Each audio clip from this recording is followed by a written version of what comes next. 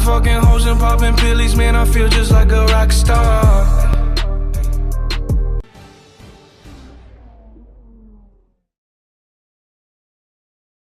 Welcome to Monaco for this weekend's Formula One Grand Prix. It's a race that is truly steeped in history, but before the drivers turn their attention to winning, they first need to get through today's tricky practice session. Lowes Hairpin is the slowest corner of any track on the Formula One calendar. It's taken at just 48 kilometers an hour, but provides a stunning view on the first lap as the entire grid bunches up and tiptoes through the corner, hoping not to leave any carbon fibre parts behind. This is such a tight bend that a special steering rack is used just to get around this very corner, as the cars would not normally be able to make the turn. There is the possibility of overtaking through Lowes, but more often than not, you'll end up damaging your car. Hey guys, my name is CJ Gaming and today I'm back with another video, and today I'm back with part 6 of my F1 2018 career mode, and this is going to be the first ever video you see of me using a wheel. And I can tell you now, this is one of the first ever times I actually used it. I think I did one practice race before, not around Monaco, it's just the first time around Monaco that I've actually used the wheel. And as you can tell, I am not doing very good with it. I mean, I'm still getting used to it. As of now, I've improved in my opinion, but yeah, just doing some donuts, going up to the line. We actually do manage to get a green score for track acclimatization. We hit the wall on there, on the tyre wear. We're getting red tyre wear because we're just bad. But yeah, so practice was just an absolute flop on our part. I'm expecting this in the qualifying, in the race. If I don't qualify last, I do not know what on earth the AI are on. So look at that, I'm just turning too much around every single corner. I need to be gentle compared to that.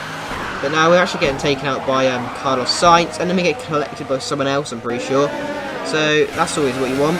Here we are on the halo little shot inside the cockpit.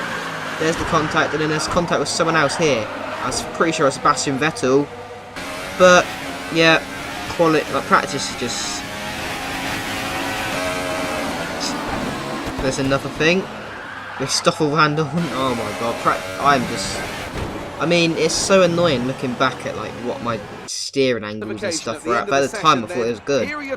But now I'm actually in Singapore. Well, my next race to record for career mode is actually Singapore, so I'm quite I'm 9 races ahead than I am voicing over. So that's only because I'm doing 2 races, 2 career modes a week, just so I can stretch this out as long as possible. Go 2019 because I got college coming up, so that's going to be more of my priority. But anyway, after practice, let's go speak to Claire. Good day today. Tell us about it from your perspective. You've got a bit of rivalry. So she wants to know how did that come about? How my rivalry with Kevin Magnussen come about? And when you're the best, people are always going to try and challenge you. And she's also noticed that I left some bodywork on track, but yeah, it's not much. It'll just, that's everything. We could easily get the dents and scratches out. But that's all that she wanted. So we got the bare minimum resource points from that, which is kind of unfortunate. We only passed one thing, which is track acclimatization. So we got 121 resource points from that.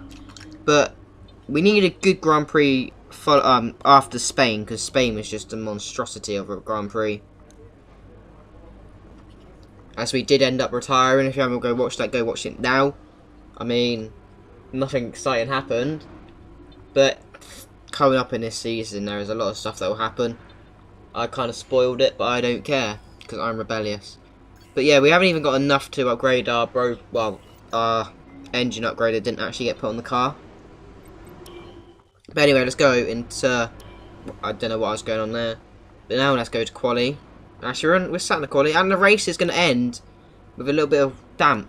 So that's going to be quite annoying. Qualifying is completely dry, so we need to go, qualifying around this place is so much better, it's so, if you don't qualify well, your race is, screwed. There is no way you're not, if you've started last, there's no way you're winning. But for some reason, I got some random resource points, so I actually managed to upgrade, the car. I don't actually know how, but it happened. But anyway, let's go into qualifying this time. We're here at the magical Circuit de Monaco for one of the most challenging qualifying sessions on the Formula One calendar. Who can add their name to the illustrious list of Monte Carlo pole sitters here today?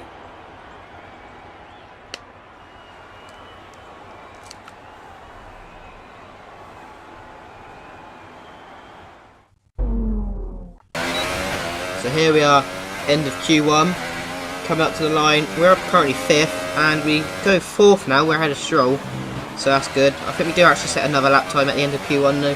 Here it is, we're currently 9th.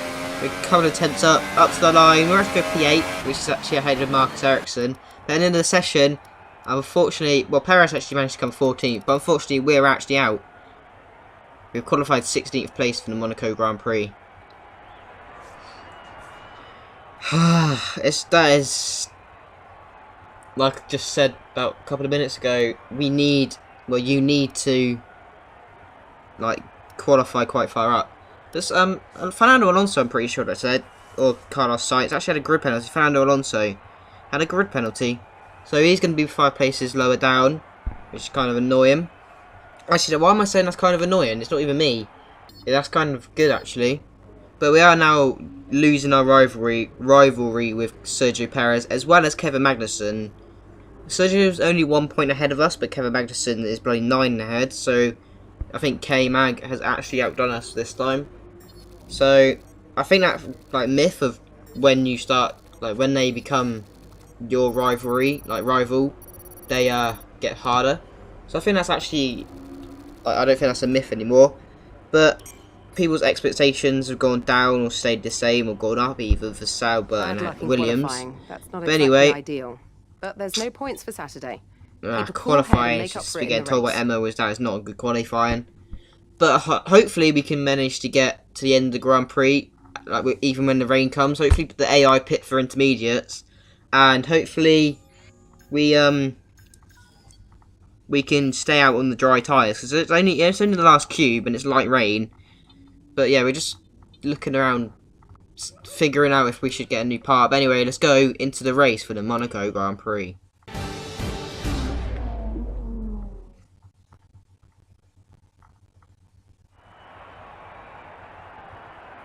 A proper road race, and in the true meaning of the word. That was how Mr. Monaco, the late great Graham Hill, once described this iconic event. The cars we drive have come a long way in the intervening half-century, but still we race on those same public roads beside the Mediterranean Sea. There's no victory more coveted than that of the Monaco Grand Prix. The prestigious Circuit de Monaco then. It's not all that dissimilar today to the layout that made its debut almost a century ago. It's 2 miles and 19 corners through the streets of Monte Carlo, and although the average lap speed of around 93 miles per hour is the lowest of the season, the tiny margins for error make it the natural habitat of the safety car. Anthony Davidson is alongside me as usual for the race today. Let's talk about Joker. They're still relatively new to a sport which does have a high learning curve and, of course, little tolerance for mistakes. And this is something that has ended the career of many a young driver, as that leap up to Formula One proves to be too much. But luckily in this case, I'd say they're doing a good solid job, and the risk the team took in signing them is definitely starting to pay off.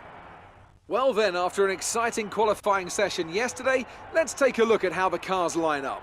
Young superstar Max Verstappen starts from pole position, and starting alongside him P2 is Sebastian Vettel. Looking down the rest of the grid we have Bottas, Hamilton, Daniel Ricciardo and Raikkonen, Hülkenberg, Grosjean, Magnussen and Carlos Sainz, Leclerc, Alonso, Sergio Perez and Van Dorn, Gasly, Joker, Brendan Hartley and Marcus Ericsson, Stroll and Sergei Sirotkin rounds off the grid. Now it's almost time to lights out, so let's go down to the track. So now we're on the grid ahead of the Monaco Grand Prix. Hopefully into, don't even know what turn 1's called, hopefully into turn 1 at least, we can gain a couple of positions. We're currently just sat on the grid. We're going to go for the 1 stop, so the ultra softs to the super softs, because that is the 2 hardest tyres at this Grand Prix available. Our hyper softs will just melt. They are like 4 laps worthy of even being part of. I don't even know. If we went on them, it'd be like in China when we only did a couple of laps on them. So I don't really see any point. But yeah, away as we go away for the formation, and we've actually got Daniel Ricciardo, I'm pretty sure, on pole. Or maybe Verstappen, I'm not really sure. But maybe this is going to be like real life and hard to overtake. Hopefully not, because we need to gain a lot of positions. I mean, a lot. But for some reason, Perez has just stopped, as well as a couple of cars. Not really sure what's going on there. There's Toro Rosso ghosting, which is kind of strange. But we've actually cut the corner at the swimming pool section there. So, good job there's no damage. Which, I'm actually a fool, and I've just reminded myself that ahead of the Singapore Grand Prix, I actually need to turn damage on again, because every single Grand Prix I've had it off. Just because I forgot, really. It's not intentional, I've been meaning to turn it on all the time, I just keep forgetting. But anyway, as we line up on the grid, ahead of the Monaco Grand Prix, we're waiting for the lights to come on, as we now have 3, 4, 5 lights. Lights out and away we go for the creme de la creme, the jewel of the F1 season. Hartley's actually had monster start. So has Ericsson. Oh, what is this? This is a massive pile. There's so many cars going into turn 1 there. What's going on? But now we've got Sergei Sorokin still behind us. We've lost 3 or 4 positions there. 3 positions actually. We're still fighting with Ericsson. We're going around the outside. We've hit the wall. Sergei Sorokin we've touched, and we're sideways through the last 2 corners. I am so sorry, but we're at the inside of both both Ericsson and Hartley. We're stuck against the wall. There's contact between me and Hartley, and now we're just a car park going into those hairpin. We're still stuck on Hartley as it is going around the hairpin. He's still on our outside, but we managed to get P17 from the Toro Rosso and from the Kiwi. But now that 3, this is what I mean. I turned too much. Look at that. Ericsson's just gone straight on the inside. He is no fucks given. He just wants to scout the way.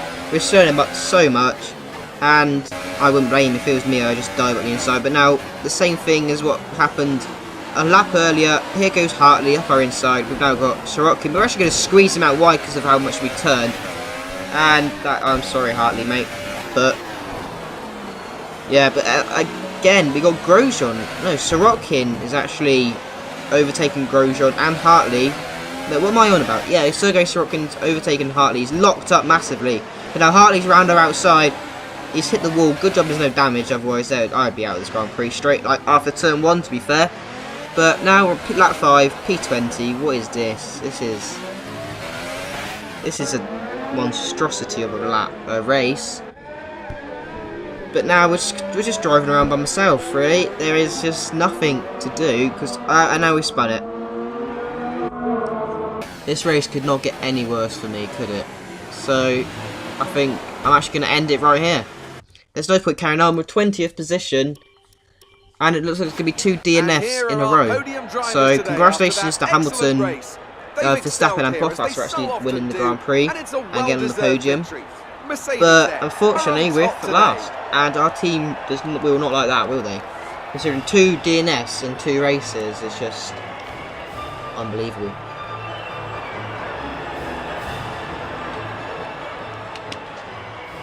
To be fair, I'm really ashamed that that's how it come to. I'm so annoyed with myself at the time. I mean, this Grand Prix, alright, I was just getting used to the wheel, but I should have done more practice.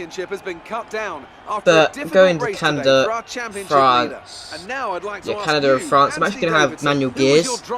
So hopefully we can get, because I'm told they're actually faster if you have manual gears. So we're going to test that theory out.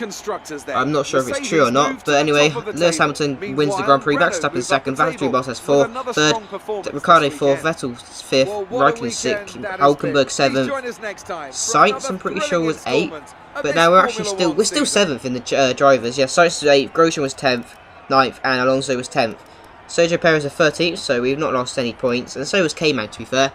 So no points. K-Mag's actually like equal on points with us, so that's kind of good they didn't get any points. Otherwise he'd be beating us in the championship. So yeah, that's good. I'm happy with that. Well, I'm happy that we didn't lose any points, or well, he didn't gain any points. But let's go meet Claire for the 2nd time, I'm pretty sure, this weekend. And she is just... What do you think went wrong? Not helping the mood right now. That crash looked pretty serious. The crash looked pretty serious. Can you walk me through to what happened? Just no, I don't want to speak to anyone. A few bumps and she comes up with a question pretty much the same about how bumps and scrapes. Do you not get... no comment means don't speak to me. Thanks anyway. I will absolutely fly kick your nan down the stairs if you try and speak to me anymore. But unfortunately, Perez, we've managed to get fast penalty free to be fair, but I don't think there's any penalties to get. Like, I've done 5 laps of the Grand Prix at 39. I don't think I was going to get any. But Perez is only 3 points away from actually beating me in the rivalry. Magnussen's actually 13, so there's still time to get Magnussen. But I really, really doubt it. I'll get it past him.